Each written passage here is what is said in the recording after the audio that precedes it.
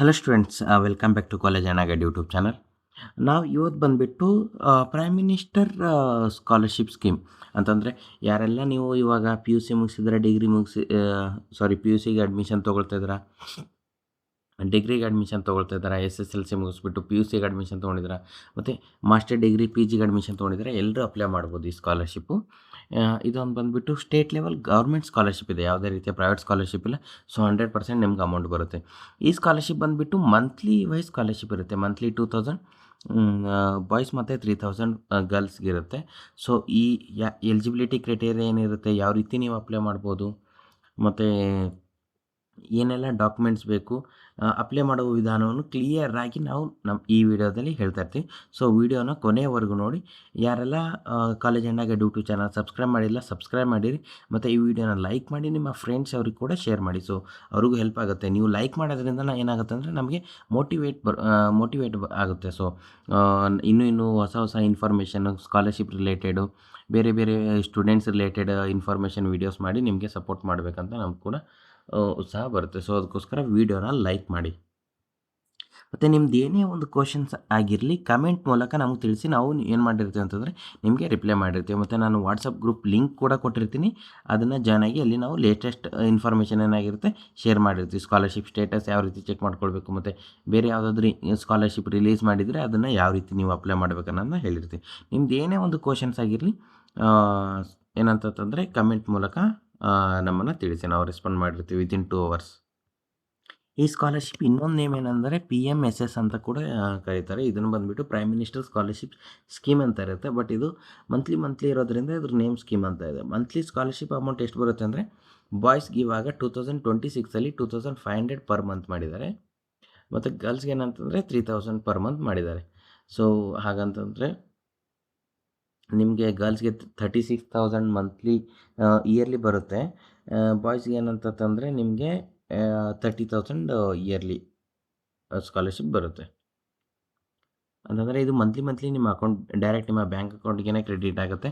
ನೀವು ಯಾವುದೇ ರೀತಿಯ ಆಫ್ಲೈನ್ ಆಗಿರಲಿ, ನಿಮ್ಮ ಕಾಲೇಜ್ಗೆ ಬರೋದಾಗಿರಲಿ, ಅದೇನು ಪ್ರೋಸೆಸ್ ಇರೋದಿಲ್ಲ. ಬಟ್ ನೀವೇನಂತಂದರೆ ಅಪ್ಲಿಕೇಶನ್ ಹಾಕುವಾಗ ಬ್ಯಾಂಕ್ ಡೀಟೇಲ್ಸ್ ಯಾವುದೇ ಎಂಟರ್ ಮಾಡಿರ್ತೀರ ಅದು ಆಧಾರ್ ಸೀಡಿಂಗ್ ಅಂತ ಇರುತ್ತೆ. ಆಧಾರ್ ಲಿಂಕ್ ಇರೋ KYC ಆಗಿರೋ ಬ್ಯಾಂಕ್ ಡೀಟೇಲ್ಸ್ನ ಕೊಡಬೇಕಾಗುತ್ತೆ. ಅವಾಗ ಏನಂತಂದರೆ ಡೈರೆಕ್ಟ್ ನಿಮ್ಮ ಬ್ಯಾಂಕ್ ಅಕೌಂಟ್ಗೆ ಬರುತ್ತೆ. ರಿಕ್ವೈರ್ಡ್ ಡಾಕ್ಯುಮೆಂಟ್ಸ್ ಏನಾದರೂ ನಿಮ್ಮೊಂದು ಆಧಾರ್ ಕಾರ್ಡ್ ಬೇಕು, ಬ್ಯಾಂಕ್ ಪಾಸ್ಬುಕ್ ಬೇಕು. ಪಾಸ್ಬುಕ್ ಏನಂತಂದರೆ SBI ಈ ಥರ ಸ್ಟೇಟ್ ಲೆವೆಲ್ ಇದ್ದರೆ ಚೆನ್ನಾಗಿರುತ್ತೆ. ಬಟ್ ಅದಕ್ಕೆ ಆಧಾರ್ ಕಾರ್ಡ್ ಏನಿರಬೇಕಂತಂದ್ರೆ ಲಿಂಕ್ ಇರಬೇಕು.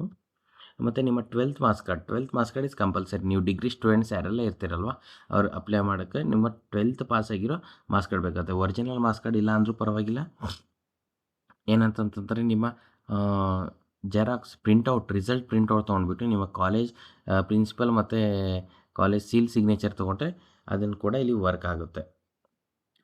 ಬೋನಫೈಡ್ ಸರ್ಟಿಫಿಕೇಟ್ ಅಂತಂದರೆ ಬೋನಫೈಡ್ ಇಲ್ಲ ಸ್ಟಡಿ ಸರ್ಟಿಫಿಕೇಟ್ ಇಲ್ಲಿ ವರ್ಕ್ ಆಗುತ್ತೆ. ಮೋಸ್ಟ್ ಆಫ್ ದಿ ಸ್ಟೂಡೆಂಟ್ಸ್ ನೀವು ಸ್ಟಡಿ ಸರ್ಟಿಫಿಕೇಟ್ ತೊಗೊಂಡ್ಬಿಟ್ಟು ಅಪ್ಲೈನ ಮಾಡಿ. ಮತ್ತು ಲಾಸ್ಟ್ ಡೇಟ್ ಯಾವಾಗ ಅಂತಂತಂದರೆ ಲಾಸ್ಟ್ ಡೇಟ್ ಅಂತ ಇರೋದಿಲ್ಲ ಸ್ಟೂಡೆಂಟ್ಸ್ ಈ ಸ್ಕಾಲರ್ಶಿಪ್ಗೆ. ಹೋಲ್ ಇಯರ್ ಏನಂತಂದರೆ ಓಪನ್ ಇರುತ್ತೆ. ನೀವು ಯಾವಾಗ ಬೇಕಾದರೂ ಅಪ್ಲೈ ಮಾಡ್ಬೋದು. ಯಾವುದೇ ರೀತಿಯ ಲಾಸ್ಟ್ ಡೇಟ್ ಏನೂ ಇರೋದಿಲ್ಲ, ನೋ ಲಾಸ್ಟ್ ಡೇಟ್. ಓಕೆನಾ? ಆಮೇಲೆ ಹೂ ಕ್ಯಾನ್ ಅಪ್ಲೈ ಅಂತಂದರೆ students pursuing BE, BTech, MBA, BDS, BPharm, BSc nursing, BSc, BA ಯಾರಾದರೂ ಆಗಿರಲಿ, ನೀವು ಅಡ್ಮಿಷನ್ ತೊಗೊಂಡು 2026 ಕಾಲೇಜ್ಗೆ ಹೋಗ್ತಾ ಇದ್ದೀರಾ, ಇಲ್ಲ ಆಲ್ರೆಡಿ ನೀವು 2025 ಅಡ್ಮಿಷನ್ ತೊಗೊಂಡು ಕಂಟಿನ್ಯೂ ಆಗ್ತಾಯಿದ್ದೀರಾ, ಇವಾಗ ಸೆಕೆಂಡ್ ಸೆಮ್ಮಲ್ಲಿ ಆಗಿರ್ಬೋದು, ಸೆಕೆಂಡ್ ಸೆಮ್ ಕಂಪ್ಲೀಟ್ ಮಾಡೋಕ್ಕೆ ಆಗಿರ್ಬೋದು, ಯಾರೇ ಆಗಿರಲಿ ನೀವು ಅಪ್ಲೈ ಮಾಡ್ಬೋದು.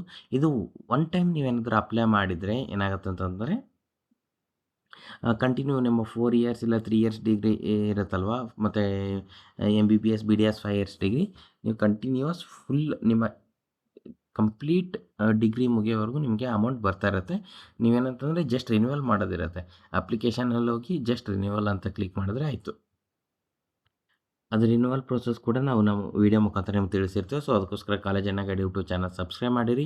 ಮತ್ತು ನಿಮ್ಮದು ಏನೇ ಒಂದು ಕ್ವಶನ್ಸ್ ಇದ್ದರೂ ಕಮೆಂಟ್ ಹಾಕಿರಿ, ನಾವು ರೆಸ್ಪಾನ್ಸ್ ಮಾಡಿರ್ತೀವಿ. ಆಮೇಲೆ ಮಿನಿಮಮ್ ನಿಮ್ಮ ಡಿಗ್ರಿ ಎಷ್ಟು ರಿಸಲ್ಟ್ ಇರಬೇಕು, ಮಿನಿಮಮ್ ನಿಮ್ಮದು 12th ಅಂತಾರೆ 60% ಇಲ್ಲ ಅದಕ್ಕಿಂತ ಜಾಸ್ತಿ ಆಗಿರ್ಬೇಕು. 60ಗಿಂತ ಕಡಿಮೆ ಆಗಿದ್ದರೆ ನಿಮ್ಮ ಅಪ್ಲಿಕೇಶನ್ ಹಾಕೋಕ್ಕೆ ಬರುತ್ತೆ, ಬಟ್ ನಿಮ್ಮ ಅಪ್ಲಿಕೇಶನ್ ಸಮ್ಟೈಮ್ಸ್ ರಿಜೆಕ್ಟ್ ಆಗಿರುತ್ತೆ. ಕಡಿಮೆ ಇದ್ದರೂ ಕೂಡ ನಾನು ಎಂಕರೇಜ್ ಮಾಡೋದೇನೆಂದರೆ, ನಿಮ್ಮ ರಿಸಲ್ಟ್ 60ಗಿಂತ ಕಡಿಮೆ ಇದ್ದರೂ ಅಪ್ಲೈ ಮಾಡಿ. ಸಮ್ಟೈಮ್ಸ್ ಏನಾಗುತ್ತೆ ಅಂದರೆ ಜಾಸ್ತಿ ಸ್ಟೂಡೆಂಟ್ಸ್ ಅಪ್ಲೈ ಮಾಡೋದಿಲ್ಲ ಈ ರೀತಿ ಸ್ಕಾಲರ್ಶಿಪ್. ಆವಾಗ ಏನಾಗುತ್ತೆ, ನಿಮ್ಮನ್ನು ಕೂಡ ಕನ್ಸಿಡರ್ ಮಾಡಿಬಿಟ್ಟು ನಿಮಗೂ ಕೂಡ ಅಮೌಂಟ್ ಬರೋಕ್ಕೆ ಸ್ಟಾರ್ಟ್ ಆಗುತ್ತೆ. ನೀವೇನಾಗಿರ್ಬೇಕಂತಂದರೆ ex service man son or daughter ಆಗಿರಬೇಕು, ಮಗ ಅಥವಾ ಮಗಳು, ಇಲ್ಲ widow of ex service man ಅಂತಂದರೆ ನೀವು ಎಕ್ಸ್ ಸರ್ವಿಸ್ ಮ್ಯಾನ್ದು ಏನಂತಂದರೆ ನಿಮ್ಮ ಪತಿಯಾಗಿರಲಿ ಪತ್ನಿ ಆಗಿರಲಿ ಡೆತ್ ಆಗಿದ್ರು ಅಂತಂದರೆ ಅವರು ಕೂಡ ಅಪ್ಲೈ ಮಾಡ್ಬೋದು. ಇಲ್ಲ ಇವಾಗ ಕರೆಂಟ್ ಏನಂತಂದರೆ ಸರ್ವೀಸಲ್ಲಿದ್ದಾರೆ, ಸೊ ಅವ್ರು ಕೂಡ ಇದು ಮಾಡ್ಬೋದು. ಬರೀ ಎಕ್ಸ್ ಸರ್ವಿಸ್ ಮ್ಯಾನ್ ಅಲ್ಲ, ಆರ್ಮಿ, ನೇವಿ ಮತ್ತು air force, CRPF, police, coastal guard, ಯಾರೆಲ್ಲ ನೀವು ಇದರಲ್ಲಿರ್ತೀರ, ಪೊಲೀಸ್ ಡಿಪಾರ್ಟ್ಮೆಂಟು, ಈ ಸರ್ವಿಸಲ್ಲಿ ಯಾರೆಲ್ಲ ಇರ್ತಾರ, ನಿಮ್ಮ ತಂದೆ ತಾಯಿ ಯಾರಾದರೂ ಇದರಲ್ಲಿ ಏನಂತಾರೆ ಕೆಲಸ ಮಾಡಿ ರಿಟೈರ್ಮೆಂಟ್ ತೊಗೊಂಡ್ರು ಕೂಡ ನೀವು ಅಪ್ಲೈ ಮಾಡ್ಬೋದು.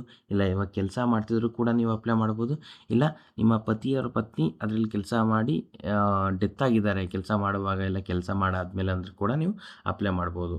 ಸೊ ಅದಕ್ಕೋಸ್ಕರ ನೀವೇನಂತಂದರೆ ಅಪ್ಲೈನ ಮಾಡ್ಕೊಳ್ಳಿ. ಅಮೌಂಟ್ ಕಂಪಲ್ಸರಿ ಬರುತ್ತೆ. ಇದು ಸೆಂಟ್ರಲ್ ಗೌರ್ಮೆಂಟ್ ಸ್ಕಾಲರ್ಶಿಪ್ ಇದೆ. ಯಾವ ರೀತಿ ನೀವು ಅಪ್ಲೈ ಮಾಡ್ಬೇಕಂದ್ರೆ, visit official website KSEB portal. ಇವಾಗ ನಾನು ಕ್ಲಿಯರಾಗಿ ಹೇಳ್ತೀನಿ ನೋಡಿ ಯಾವ ರೀತಿ ನೀವು ಅಪ್ಲೈ ಮಾಡ್ಬೇಕನ್ನೋದನ್ನ. ನೀವು ಯಾವುದೇ ಒಂದು ಕ್ರೋಮ್ ಬ್ರೌಸರಲ್ಲಿ ಹೋಗಿ, ಗೂಗಲ್ ಕ್ರೋಮಲ್ಲಿ ಹೋಗಿ KSB.government.in ಅಂತ ಕೊಡಿ. ಅಂತ ಕೊಟ್ಟಮೇಲೆ ಈ ರೀತಿ ಬರುತ್ತೆ. ಇದೊಂದು ಎರರ್ ಬರ್ತಾ ಇರುತ್ತೆ. ಸೊ ಅವಾಗ ಏನಂತಂದರೆ ನೀವು ಕ್ಲೋಸ್ ಅಂತ ಕ್ಲಿಕ್ ಮಾಡಿ ಈ ರೀತಿ ಪೇಜ್ ಬಂದಿರುತ್ತೆ. ನೀವು ಏನಾದರೂ ಇಲ್ಲಿ ರಿಜಿಸ್ಟರ್ ಆಗಿರಲ್ಲ ಮುಂಚೆ, ಕೇಂದ್ರೀಯ ಸೈನಿಕ್ ಬೋರ್ಡ್ ಅಲ್ಲಿ ನೀವೇನಾದರೂ ಮುಂಚೆ ರಿಜಿಸ್ಟರ್ ಆಗಿಲ್ಲ ಅಂತಂದರೆ ಫಸ್ಟ್ ರಿಜಿಸ್ಟರ್ ಮಾಡ್ಕೊಳ್ಬೇಕಾಗುತ್ತೆ. ಅವಾಗ ನಿಮ್ಗೆ ಯೂಸರ್ ನೇಮ್ ಪಾಸ್ವರ್ಡ್ ಸಿಗುತ್ತೆ. ಅದರಿಂದ ಏನಂತಾರೆ ನೀವು ಲಾಗಿನ್ ಆಗ್ಬೋದು.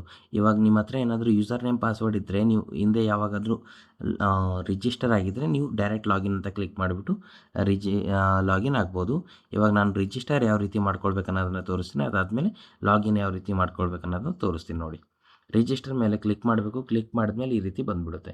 ಇಲ್ಲೇನಂತಂದರೆ ಮೇನಾಗಿ ನಿಮಗೆ 2 ಇನ್ಸ್ಟ್ರಕ್ಷನ್ಸ್ ಇದೆ. Follow the guidelines banner to fill the registration form. ಇಲ್ಲಿ ರಿಜಿಸ್ಟ್ರೇಷನ್ ಫಾರ್ಮ್ ಏನೇನಿದೆ ಅದನ್ನೆಲ್ಲ ಫಿಲ್ ಮಾಡಿ ಅಂತ ಹೇಳ್ತಾ ಇದ್ದಾರೆ. ಅದಾದಮೇಲೆ ಪಾರ್ಟ್ 1 ಪಾರ್ಟ್ 2 ಫಿಲ್ ಮಾಡಿ, ಆವಾಗಲೇ ರಿಜಿಸ್ಟ್ರೇಷನ್ ಸಕ್ಸಸ್ಫುಲ್ ಆಗಿ ಆಗುತ್ತೆ ಅಂತ ಹೇಳ್ತಾ ಇದ್ದಾರೆ. ಮತ್ತು ಈ ರೀತಿ ಯಾವುದೆಲ್ಲ ಸಿಂಬಲ್ ಇದೆ ಅದನ್ನು ಕಂಪಲ್ಸರಿ ನೀವು ಫಿಲ್ ಮಾಡಲೇಬೇಕಾಗುತ್ತೆ. ಹೂ ಯು ಆರ್ ಅಂತ ಕೇಳ್ತಾ ಇದ್ದಾರೆ, ನೀವು ಯಾರು ಅಂತ ಕೇಳ್ತಾ ಇದ್ದಾರೆ.